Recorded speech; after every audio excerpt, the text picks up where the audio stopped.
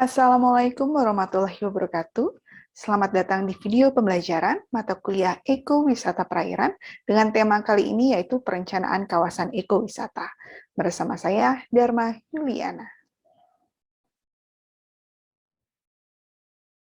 Capaian pembelajaran kali ini adalah yang pertama, mahasiswa diharapkan mengetahui konsep perencanaan kawasan ekowisata. Yang kedua, mahasiswa dapat menganalisis perencanaan kawasan ekowisata perairan.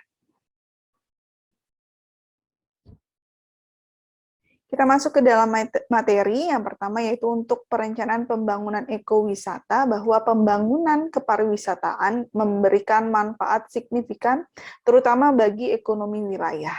Nah, biasanya jasa kepariwisataan ini sangat berperan untuk peningkatan atau transformasi ekonomi, termasuk di wilayah perdesaan. Maka dari itu, peluang pengembangan wisata berbasis budaya atau lingkungan di desa atau pengembangan desa wisata sangat terbuka lebar. Kita tahu bahwa di wilayah pedesaan memiliki banyak sekali budaya yang masih kental atau potensi budaya yang masih kental di lingkungan pedesaan.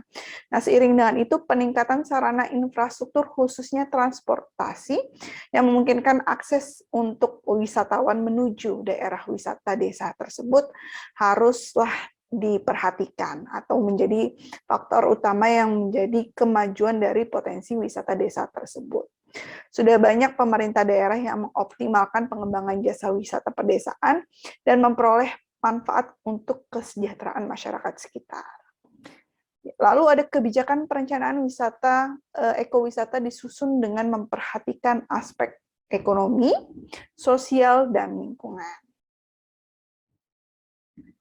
Nah, berikut skema untuk perencanaan wilayah ekowisata. Pendekatan sistem perencanaan wilayah ekowisata dapat mengikuti pendekatan enhancement macro sustainability.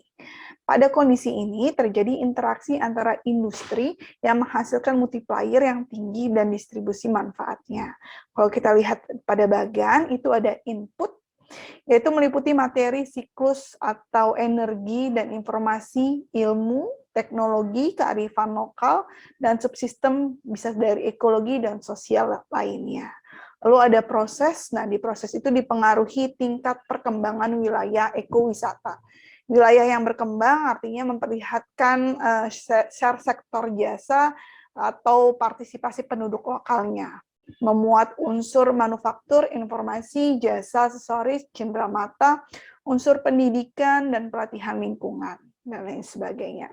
Lalu akan adanya output dari proses tersebut, ada outputnya berupa pendapatan, kesempatan kerja, nilai tambah, pajak, devisa, informasi dan pengetahuan juga bisa menjadi suatu output dari daerah atau wilayah ekowisata.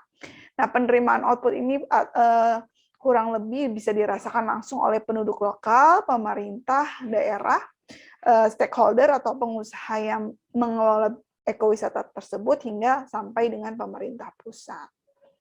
Lalu ada entropi dari proses tersebut meliputi adanya mungkin saja terjadinya pencemaran lingkungan, perubahan sarana prasarana atau perubahan daerah lahan, kerusakan ekologi, bisa kerusakan terumbu karang pada ekowisata selam ataupun ekowisata snorkeling, kerusakan ekosistem lainnya yang menitik beratkan potensi ekowisata dari sumber daya alamnya, itu bisa terjadi, itu ada entropinya.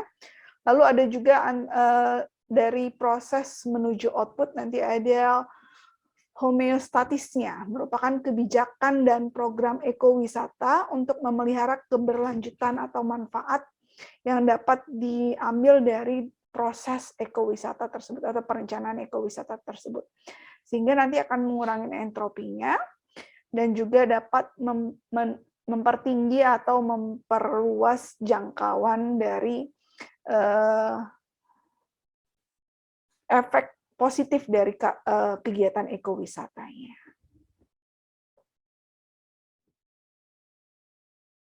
Berbicara tentang rumus kebijakan dalam hierarki sederhana, itu kita bisa lihat beberapa tingkatan. Yang pertama ada tingkatan makro atau nasional. Ada beberapa hal untuk kebijakannya. Yang pertama, pengembangan kelembagaan makro atau nasional atau institutional framework-nya untuk mekanisme koordinasi dengan lembaga lain di tingkat ekosistem lokal maupun internasional. Lalu ada penelitian dan pengembangan untuk memfasilitasi perencanaan dan pengelolaan pada tingkat nasional, lokal, dan ekosistem. Kemudian ada bantuan teknis dan finansial untuk memotivasi pertumbuhan ekonomi dan peningkatan sejahtera. Nah, peraturan perundang-undangan yang dikembangkan untuk melandasi beroperasinya taman-taman nasional atau taman perlindungan terhadap faktor luar atau faktor asing atau situs warisan dan lain sebagainya.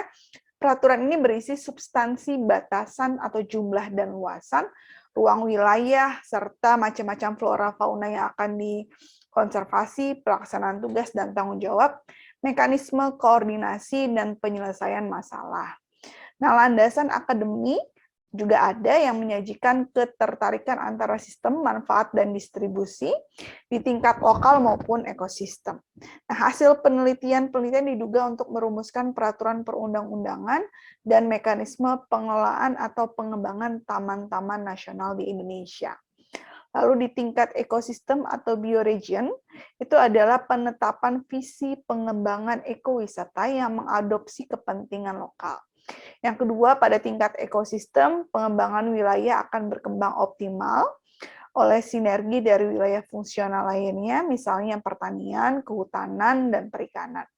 Pengembangan wilayah ekowisata yang terintegrasi mencakup jalur penjelajah atau trekking, batas wilayah ekosistem atau daerah aliran sungai untuk kepentingan konservasi, habitat, dan budaya.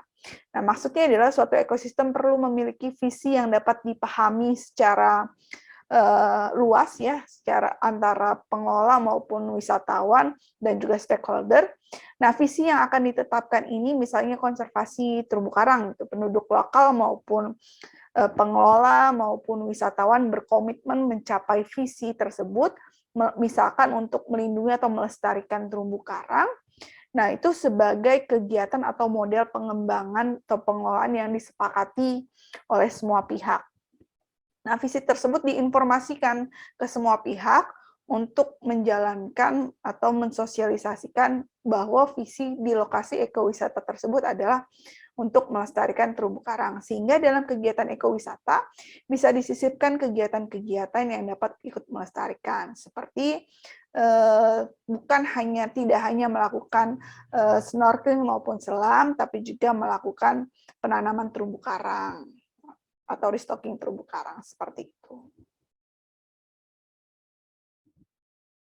Di tingkat lokal itu ada identifikasi komunitas lokal dan partisipasi, mendorong dan memberdayakan ekonomi lokal untuk menciptakan multiplier effect, mengembangkan ruang dan wilayah tujuan ekowisata, dan juga mengembangkan produk dan jasa-jasa ekowisata yang mendukung konservasi. Nah, identifikasi komunitas lokal dan partisipasi, tahap utama ini sangat penting untuk penetapan batas stakeholder, penduduk, dan sejauh mana partisipasi dan implikasi perolehan kesejahteraannya. Nah, itu harus dari awal sudah teridentifikasi. Nah, sedangkan nilai-nilai lokal perlu diapresiasi sebagai bahan pengalaman yang masuk dalam mengembangkan jasa ekowisata tersebut. Lalu untuk mendorong memberdayakan ekonomi lokal dimaksudkan adalah partisipasi dan peran penduduk lokal adalah sasaran utama dalam pengembangan ekonomi jasa ekowisata. Makin tinggi peran tersebut, semakin banyak share lokasi atau insentif dari kegiatan ekowisata tersebut kepada penduduk lokal. Lalu untuk mengembangkan ruang dan wilayah tujuan ekowisata, maksudnya adalah batasan kegiatan dan karakteristik usaha lokasi, serta lingkungan jalur perjalanan adalah bagian penting dari perencanaan pengelolaan. Spesifikasi ruang dan lokasi menjadi motivasi bagi operator atau pengelola dalam penyediaan dan keunikan jasa ekowisata tersebut. Lalu dalam mengembangkan produk dan jasa-jasa ekowisata yang mendukung konservasi, artinya penduduk lokal juga perlu dilatih perihal dalam enterprise-nya, dalam entrepreneurship, berkreasi dan berinovasi.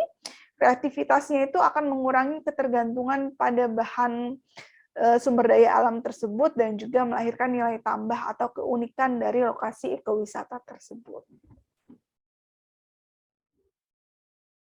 Sekian video pembelajaran untuk tema perencanaan kawasan ekowisata. Semoga bermanfaat. Saya akhiri.